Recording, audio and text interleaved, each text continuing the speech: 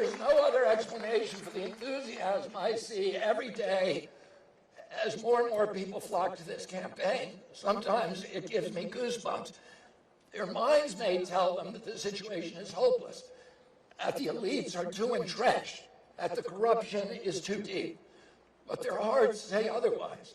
I know that because I meet scores of people every day, even those in the most difficult circumstances, who have not given up on America. I've walked picket lines in Los Angeles with hotel workers who live in their cars because they can't afford rent.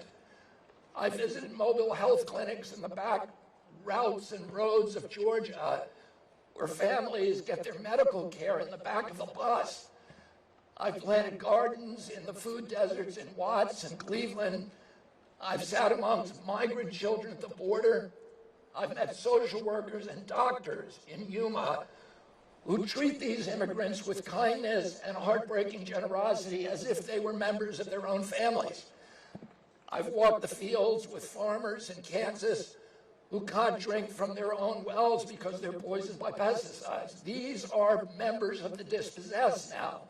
I've sat at kitchen tables in Pennsylvania with parents working every hour that God gives them to afford a home of their own, only to have to get outbid by a hedge fund with a cash offer at the last minute. I've worked with veterans who serve honorably in foreign wars and come home then to a country that is bankrupted by those wars. I've eaten with small business owners who had to board up their dreams as Amazon cashed in. I've talked from moms from Nevada to New Hampshire who lie awake at home juggling unpayable bills, choosing between gasoline and groceries. I met senior citizens who cut their pills in two to stretch out their prescriptions. And I pulled dead fish from rivers that are clogged with chemical runoff and waste. And I've read stories to children who are devastated by chronic disease. It can all look pretty dark. We seem to be cycling from despair to rage and back to despair again. The country is sitting on top now of a powder keg.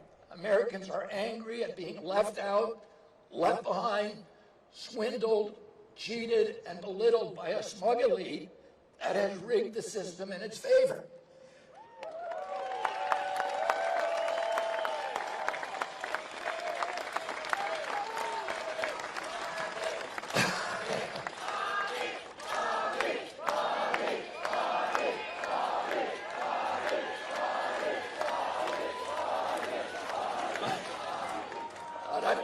Seen hope. I've traveled millions of American miles across my career. And to quote Tennyson, I am part of all whom I have met. For 40 years, Americans across the country have fortified me with their courage and their idealism. But this year, I have witnessed an upwelling of optimism that I've never seen before.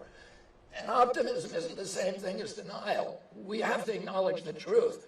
We do face a decaying infrastructure and record levels of suicide, depression, addiction, chronic disease. We do face an entrenched political corruption and an inequality of wealth not seen in a century. But the good news is that people like yourselves are finally fed up. Something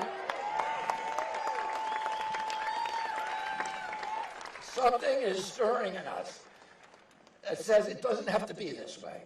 People stop me everywhere at airports, at hotels and malls, on the street, and they remind me that this country is ready for a history-making change.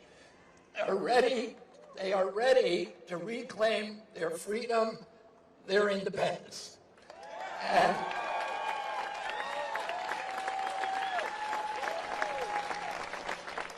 And that's why I'm here today. I'm here to declare myself an independent candidate.